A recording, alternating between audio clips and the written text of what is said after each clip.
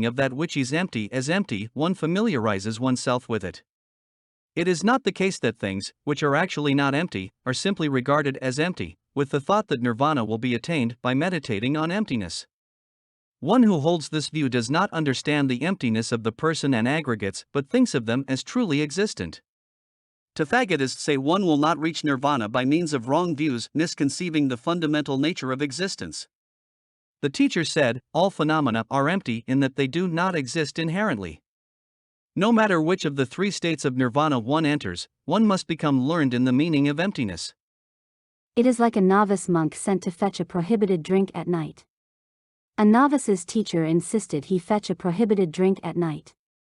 The novice asked him, if this is unsuitable for monks, why do you drink it? His teacher replied, I imagine it's water. Another day the novice brought water and his teacher asked him why he had brought something different. The novice answered, if you imagine it's water when you drink it, how is it different from this? Question: if things are empty of inherent existence, it is appropriate to teach suchness. What is the use of teaching how the world of sentient beings and environments comes into existence? Answer: emptiness cannot be understood without an explanation of how the world comes into being. Therefore explaining it is essential as a means for understanding suchness. Scriptures teaching about action caused by ignorance and so forth, the world of sentient beings and environments describe the stages by which one engages in cyclic existence. Their purpose is to refute belief in causeless production or production from incompatible causes, which is based on conceptions of true existence. They are thus a means for understanding suchness.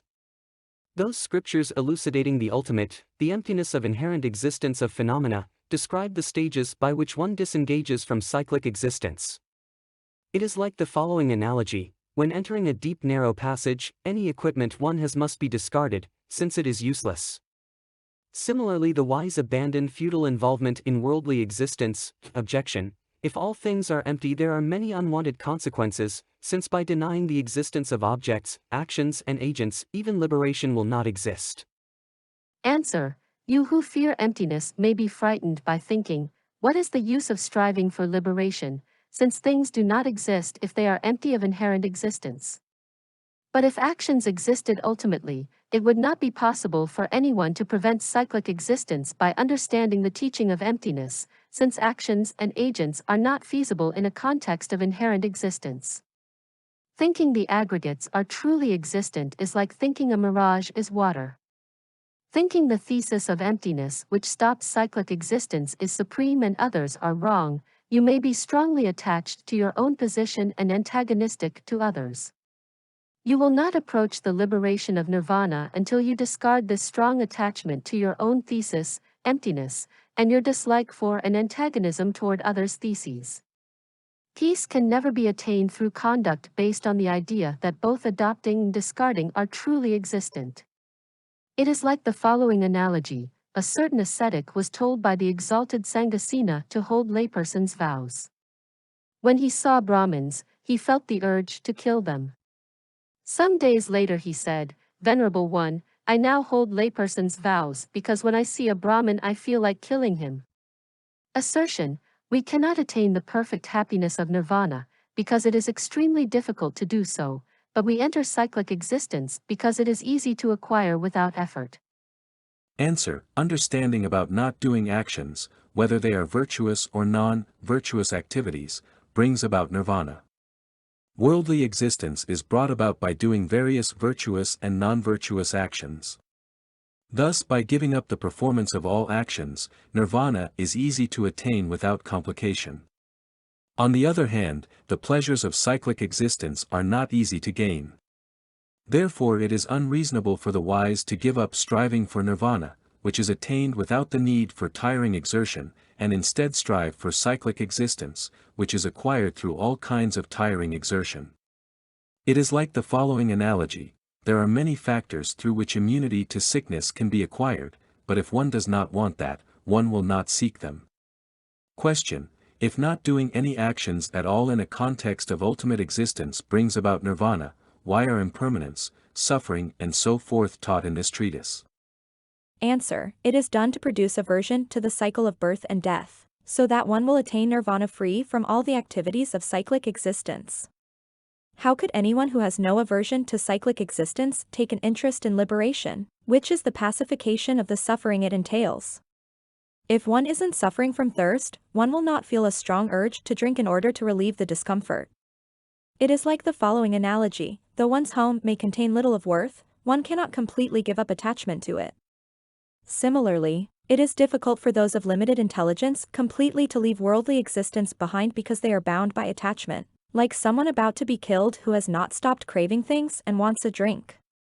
The rich and powerful, who are attached to the pleasure they derive from things, may not be able to give up their homes and strive in seclusion to attain liberation. However, it is surely fitting for those afflicted by sickness and poverty to give up their attraction to cyclic existence. Some people who are overwhelmed by the suffering of poverty, of being separated from what is dear to them and the like, long to die by leaping into fire, water, or into an abyss and so forth in order to gain release.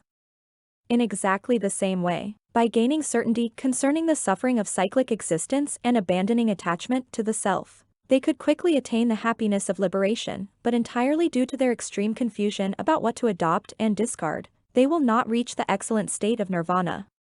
It is like the following analogy: without taking the medicine a patient will not be cured of his illness. Similarly, even if one suppresses manifest disturbing emotions to some extent, one will not gain liberation from cyclic existence except by employing the antidote which completely eradicates them. Question: if one is to strive for liberation which ends cyclic existence, advice only about meditation on suchness would be appropriate. Why did the teacher also give advice on giving and ethics? Answer: there is no fault in this.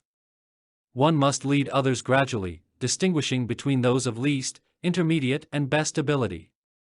Advice about giving is for those who at first are capable only of generosity but cannot give up killing and so forth. Thus advice on giving is directed to those of least ability who, for the time being, are not ready to practice ethics and meditation. Those of intermediate ability already practicing generosity are taught about ethics, since they are ready to take birth as gods or humans. Those with the best ability are principally instructed in meditation on suchness, the means to pacify cyclic existence. Thus one should always endeavor to do the best and think, why shouldn't I attain liberation? It is like the following analogy: according to their ages, one of a king's 3 sons is taught to recite the alphabet, the second to recite a treatise on grammar and the third a treatise on the use of weapons. This is what it means to be knowledgeable about the stages by which trainees are led, since one person must be taught everything gradually.